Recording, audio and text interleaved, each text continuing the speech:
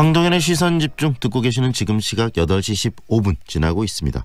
광주시 그리고 5개 구에서 새마을운동 관련 지원 조례에 따라 새마을회 운영비와 사업비를 지원해오고 있는데요. 그 지원비가 1년에 약 7억 원 정도 된다고 합니다. 그런데 이런 지급을 반대하는 시민단체가 이 새마을 장학금 폐지를 포함해서 보조금 혈세 낭비 실태를 고발하고 나섰습니다. 관련 이야기 들어보겠습니다. 새마을 장학금 특혜 폐지 시민회의의 이국원 집행위원장 연결합니다. 안녕하세요, 위원장님. 예, 안녕하십니까. 네, 최근에 정보 공개 청구를 하셔서 이 보조금 집행 정산 자료를 좀 살펴보셨다고 들었습니다. 네. 예. 내용이 어떻든가요? 시민들 그 호주머니에서 어렵게 나온 그 혈세가 이렇게도 쉽게 쓰여져도 되나 하는 것을 이번에 느낄 수 있었습니다. 네. 구체적으로 어떤 문제점들을 보셨어요? 새마을회가 뭐 여러 지역에서 활동이 있습니다만 또 그런 활동들에 쓰라고 이제 시민들의 또 호주머니에서 나온 정말 피 같은 돈이 보조금으로 지급이 됐는데. 네.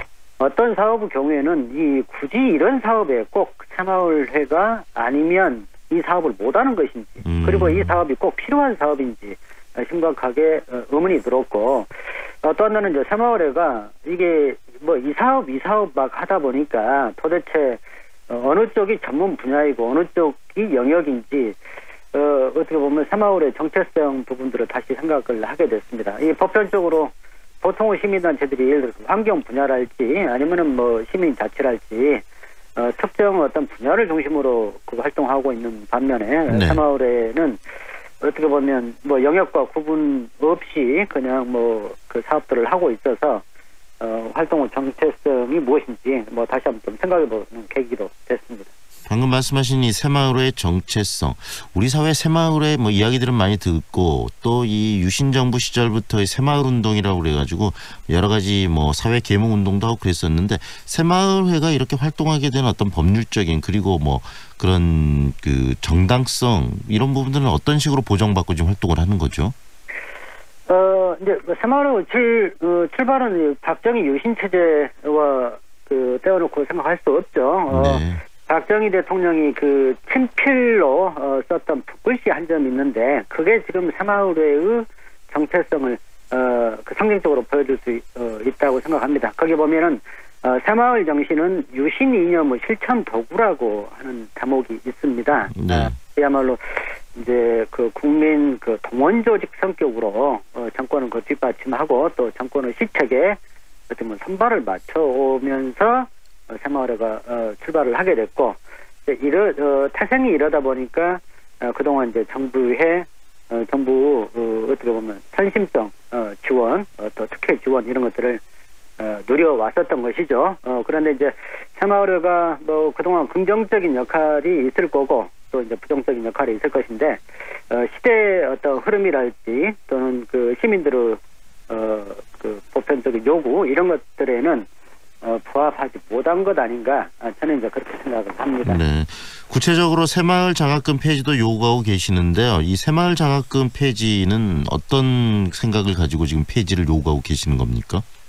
새마을회는 보통의 시민단체와 달리 여러 가지 특혜들이 있습니다. 예를 들어서 새마을회를 운영하는데 운영비가 지원이 되고 있고 네. 또 이러저러한 사업을 한다고 해서 사업비가 지원되고 있습니다. 그뿐만 아니라 새마을 지도자 자녀라는 이름으로 그 자녀들한테 새마을 장학금이 지원되고 있는데 네.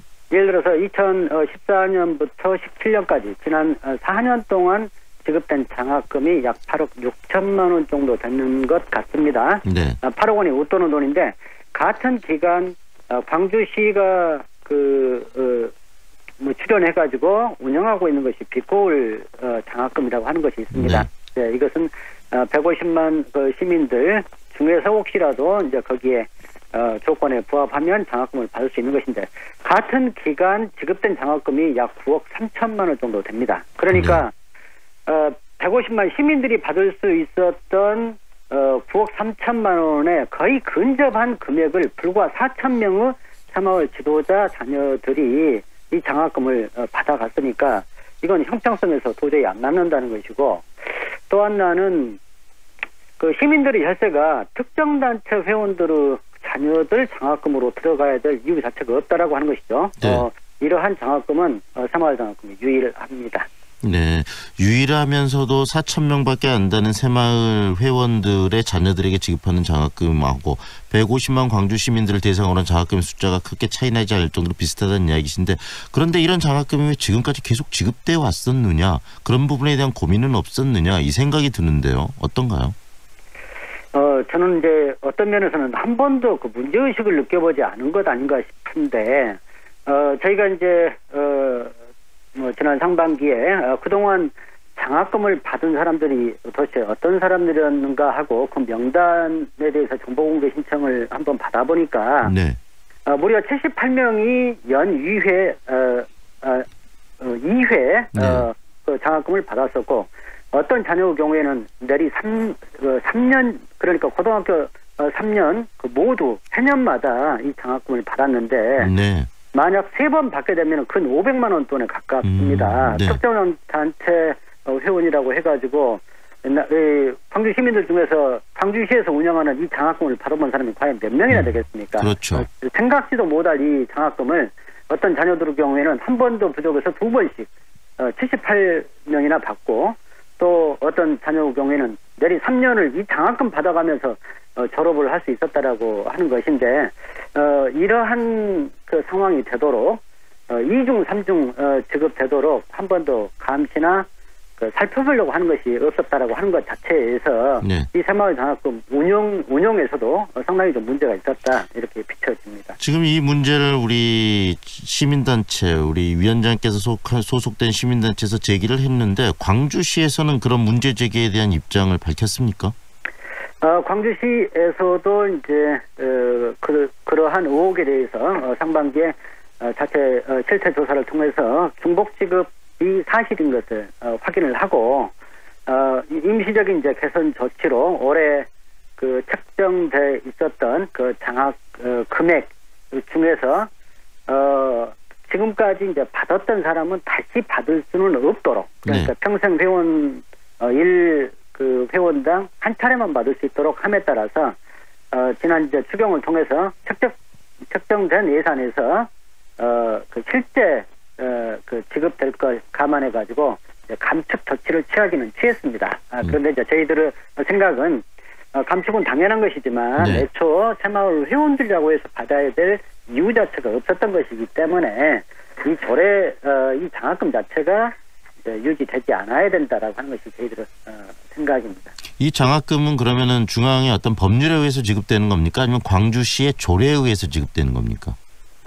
순전히 자치단체 조례에 의해서 운영되고 있습니다. 그러면 의회에서 좀 의지를 가지고 이 부분을 적극적으로 나서서 폐지할 수 있는 거네요. 예, 맞습니다.